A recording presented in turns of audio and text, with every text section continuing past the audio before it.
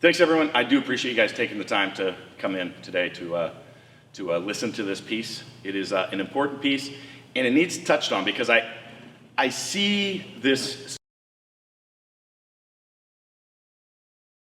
Facebook, and there's somebody with an article or usually a video talking about, and almost sometimes I've seen it labeled, breathing is bracing. Breathing is bracing. It is not bracing. So we need to kind of understand that there's three functions to the diaphragm. Okay? We've got respiration function, we've got stabilization function, and we've got my favorite, the sphincter function, okay? We're not going to touch on that one today. Unless I have some really profound gas and you can all hear it. But outside of that, we're not going to touch on it. So they are integrated together. We're going to talk about integration of those today. Now, I'm not saying breathing isn't important. Breathing is the fundamental piece where you start. If you have respiration dysfunction, you will continue to need to go back and deal with issues. They're going to come up, they're going to pop around different places of your body. It is a fact that you will continue to have issues, you will have power loss. It is important that if you have breathing dysfunction, you must deal with it. And so that's where we talk about the diaphragmatic breathing strategies. And we're not going to go into that today. So we're going to say that's taken care of. But we're going to talk about what is the difference between diaphragmatic breathing, proper breathing, and the stabilization function that the diaphragm also has, and how those integrate together, okay? They are not the same thing. Unless you guys want to talk about the sphincter function, we can spend time talking about that. It'd be fun. I know Brandon wants to, so, you know. So, before we get to bracing, we've got to talk about posture. So you cannot have proper bracing without having proper posture to begin with. It simply won't happen. So we must have the diaphragm right here. It's this cone-shaped muscle that hooks to the rib cage here, and it drives down, working in opposition to the pelvic floor. These two have to be aligned, and we'll get into why here in a minute. But this is why our flared rib cage position is a big issue. I used to walk around with this. Actually, you'll find my rib cage actually used to be flared outward and almost raised up until I started doing a lot of this work, and it physically changed. And that was something that was with me. I remember it like in high school, because I would be like, man, I could never compete in bodybuilding. I'll never have the physique because I've got this weird jacked up rib cage. My rib cage changed in my mid-30s when I started doing this stuff. That is freaking crazy, right? The other is this right here. And I'm one that has to deal with that. I've got some anterior pelvic tilt there, and we've got to deal with cleaning that up. A lot of our larger muscled lifters will be in that position, but you've got to be able to fix that first. Because if we don't have those two working perfectly in opposition to each other, we've got this opened up here. What happens if we fill it? So we are going to pressurize like you're breathing. You're going to fill it with air, okay? It's all going to push out towards the front.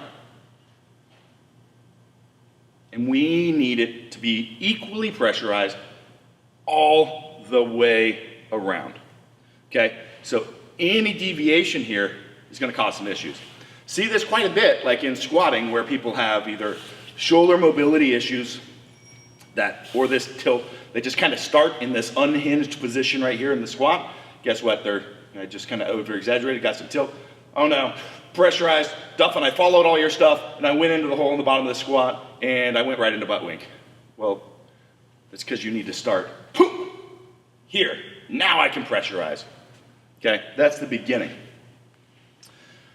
So anytime, and this is called an open scissor, we have that. We have to fix those deficits. So where do we start?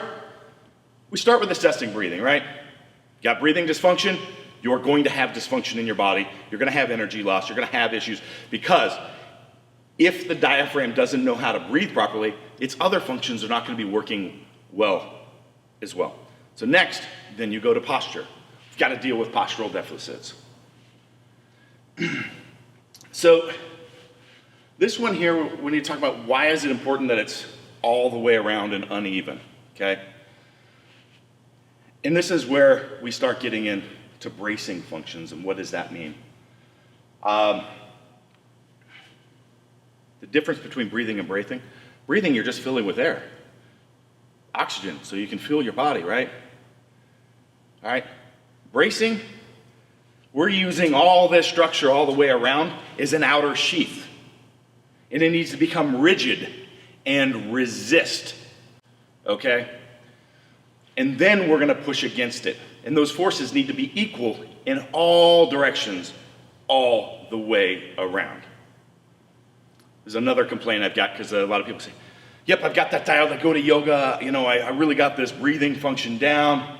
Got these big belly breaths. I'm a master of it. And we do some testing and they've got significant dysfunction. Why? It's all going this way, right here. We need to be inflating all the way around into the paraspinals. You get pain in your deadlift right off that floor. A lot of times people aren't inflating in that paraspinal region. Right back in here, we need to be pushing out. This is where the belt is a good cue to fill that up. This is an issue I think last year I helped Stan Efferding a lot with on his deadlift. He was experiencing a lot of back pain, and we did some quick fixes focused on filling those areas out. Pain dropped down immediately, power output went up. So this is an area how we find those deficits. You need to check around and find, where am I weak, where am I soft at?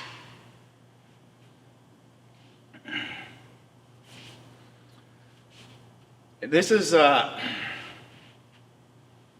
something, like I said, that I think a lot of areas, if we go back to classical stuff, I think yoga's probably right if we go way back. It's just the way that some teachers, some instructors, so it's not a jab at yoga in general. It's just an example of what I've seen with some people, which is not indicative of the whole.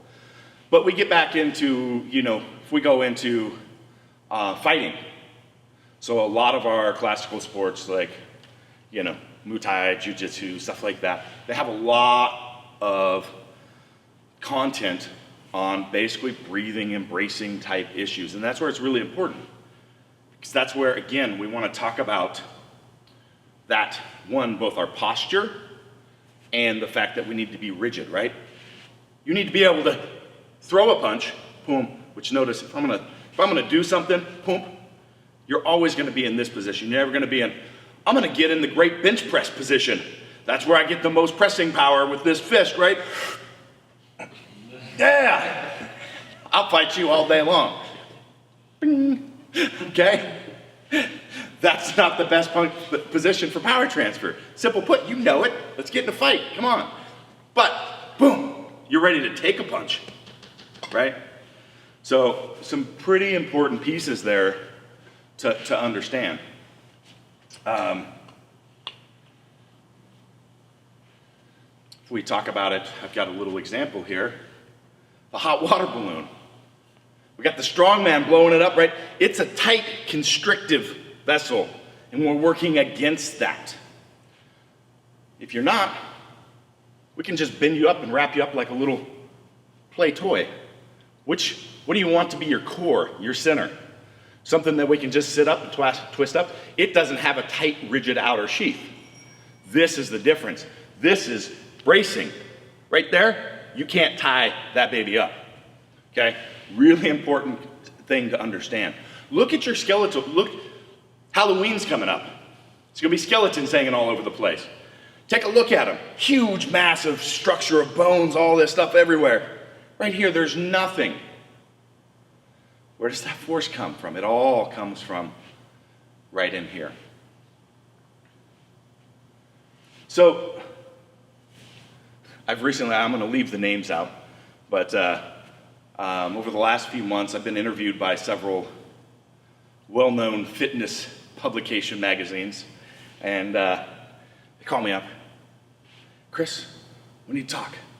You're the breathing guy. We've got some articles that we want to put together. Follow all your work, okay? So I get on the phone. All right, been watching all your stuff. I've been a big fan for a long time.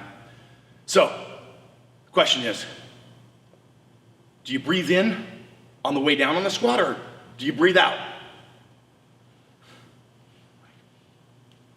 I don't know. Give me some context, right? It depends. Okay, well, do you breathe in at the, in between sets, after every few reps, do you breathe in between reps and then hold? How many reps do you hold before you breathe? I don't know. It depends. Because we're using the diaphragm for both respiration and bracing. Okay? Think about it as a dial. All right? If you're going to run a marathon, you're going to need a lot of damn oxygen. Bracing isn't going to be that critical. You're going to crank that dial down, and you're going to be using very little of the stabilization function. Okay?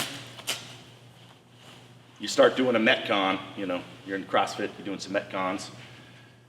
There's going to be some requirement for stabilization. Less for brace, or less for breathing, but still a fair bit. Doing a 20 repper on squats. Okay? You're going to be needing to breathe pretty frequently, but you still need to brace. So you might be holding it for different pieces of that. Doing a 5 rep max or a 3 rep max. You might hold your breath for 2 or 3 reps, then catch a breath. Doing a max single, you're going to breathe once. Doing a max double, you might still just breathe once. Let's say you're doing some intensive kettlebell swings. You might be breathing on both functions just because of the amount of oxygen intake. Okay? You might have to learn to mix those strategies. Where are you at? Well, me, I'm Chris Duffin, right? So mine goes to 11. I don't know, this dial's messed up. 10 for all you. I crank it to 11. But that's where are you at? It depends. It's relative. We're using both functions. But this is why, I brought up the Metcons as an example. This is why we don't want to do basic core-loaded human movements to fatigue failure, right? It's simple. You use up the breathing respiration function and your diaphragm's fatigued. What's going to happen to your bracing? Boom. What's going to happen to your back? Boom. Okay? Because you're in a heavy loaded core movement. All right? So we don't want to mix those two. You want to make sure that we're not doing that type of movement when we're going to be failing on the respirations front. So that's what we talk about, integrating those two functions together. There is no answer. I can't tell you if you're going to do a 5 rep squat what that looks like for you. But if you understand that it is a spectrum and where you need to fit on that spectrum to get those bracing functions aligned, that's what we need to do. Okay? Now, I'm going to digress and jump a little bit back into the bracing function again for a couple other reasons. So when we talk about that rigid outer sheath, let's talk about a training perspective, okay? Like I said, we need to train that. So does that mean we need to do ab work to develop that outer sheath? No, it doesn't. It actually means we might need to do the difference. So one of the ways that we do an assessment and looking at that structure is to get in a brace function and look to see if we've got any divots, any lines, big tight standing obliques. The hourglass shape, the classical hourglass shape, we do not want to see. We want to see nice, smooth, rigid, conformed. If I've got those beautiful looking nice obliques pointing down to the goods, we don't want that showing up and being as prevalent. We don't want those ab lines unless you're they're just going to be there because they're muscle when you're lean, right? But there's a difference between that and having that show when it shouldn't be showing and having, because that's what it's called. I've got a boomstick lying here in the background, right? How do we treat dysfunction with hypertonic muscle? We've got to get it to relax. If we're holding tension in these areas all the time, we've got issues. we've got dysfunction. All right? So, I'm not a big believer in doing our typical flexion work for ab development.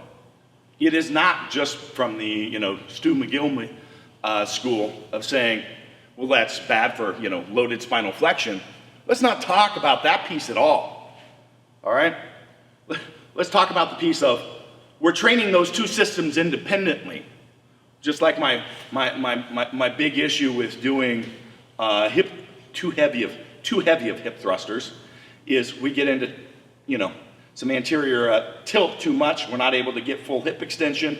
We're still training the glutes. We build a nice big booty that it isn't integrated into the system, the core. We don't have that athletic carryover because we're not training the neural patterns for this to work with a stabilized core and be grounded to the floor and transferring that power out, okay? So same thing. If you're doing loaded work, how's the diaphragm actually working to inflate? It's not. Again, this is why a plank, a rollout, stir the pot. But again, a lot of people could be doing that, strictly just ab-based. So again, you want to get into that piece where you're focused on making that rigid. You're breathing into it, pushing against, what did we have in that last slide? Pushing against our hot water balloon, that big outer. So we want to make that outer sheath rigid and hard, but we need to be filling it with air. Okay? So we need to be working both.